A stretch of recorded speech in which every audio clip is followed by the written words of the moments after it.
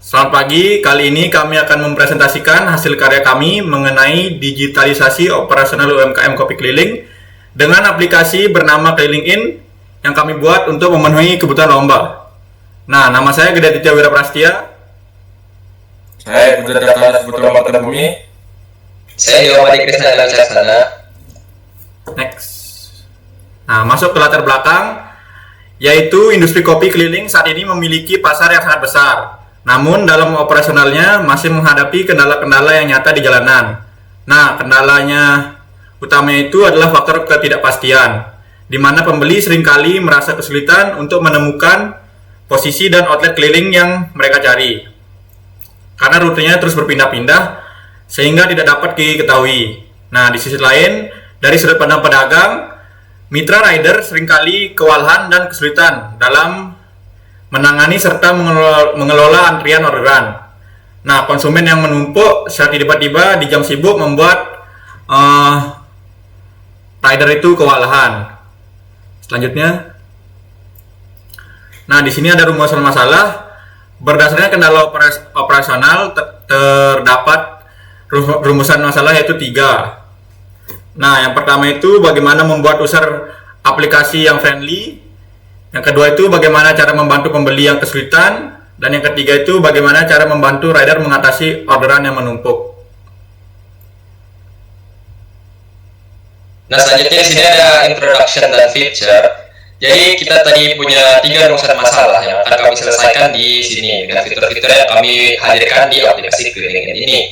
Nah, jadi aplikasi Keliling ini kan adalah aplikasi mobile yang dirancang untuk menghubungkan seluruh ekosistem kopi keliling yang ada di wilayah Kota Mataram ke dalam satu buah platform digital yang terintegrasi.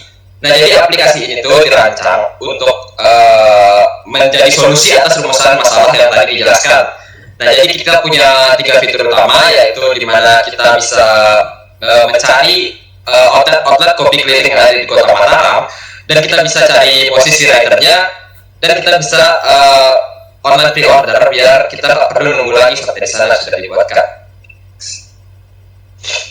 Nah, jadi di sini tuh ada design thinking yang kita lakukan juga. Jadi dalam pengerjaan karya itu kita menerapkan 4 design thinking ya. Pertama itu ada empathize. Nah, di empathize ini tuh kita melakukan observasi lapangan langsung.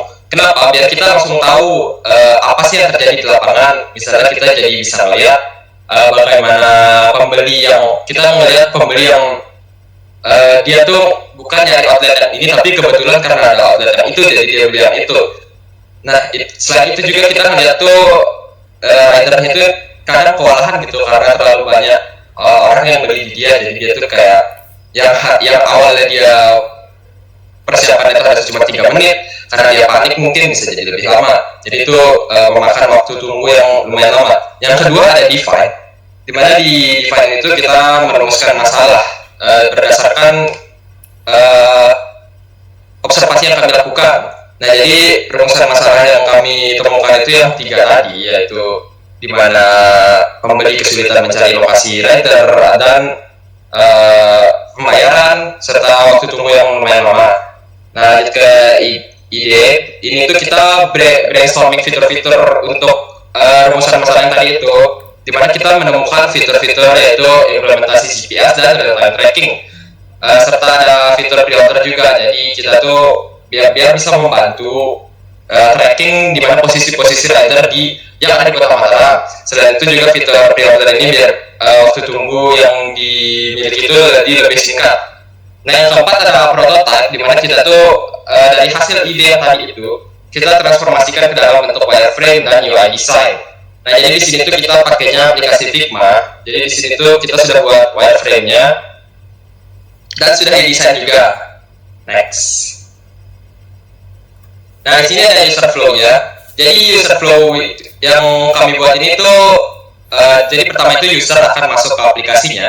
Nah, setelah masuk di aplikasi ini dia bakal diberikan pilihan gitu antara dia login atau dia registrasi. Jika dia belum memiliki akun, dia akan masuk ke registrasi sebelum dia harus login, karena dia harus memiliki akun sebelum dia harus login.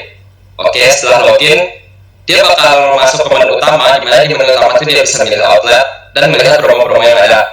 Nah, setelah dia memilih outlet itu, dia bakal memilih posisi rider sesuai outlet yang dia sudah pilih tadi.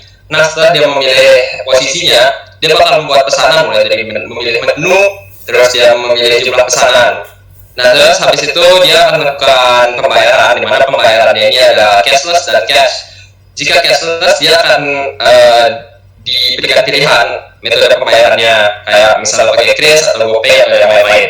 Nah, setelah dia bayar, dia akan langsung menuju ke outlet yang sudah dia pilih.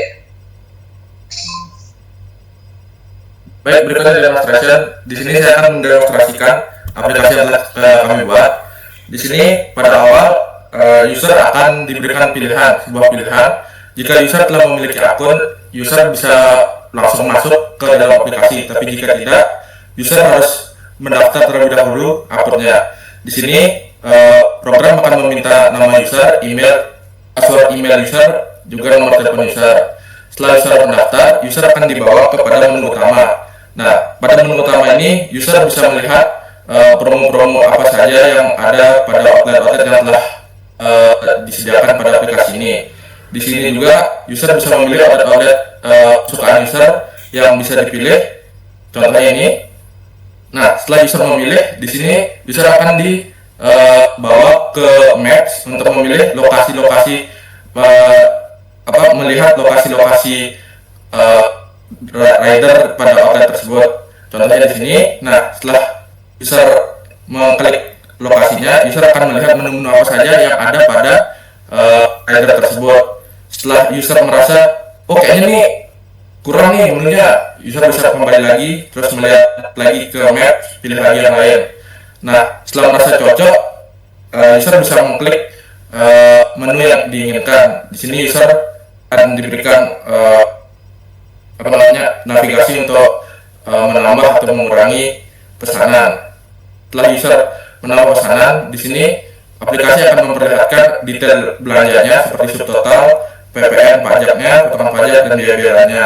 Nah, di sini juga user akan diberikan metode-metode pembayaran seperti BNI, GoPay, dan lain-lain. Setelah user memilih salah satu, user akan bisa membayar dan ada notifikasi pembayaran sukses. Setelah itu dia akan kembali kepada menu awal. Sekian demonstrasi dari saya.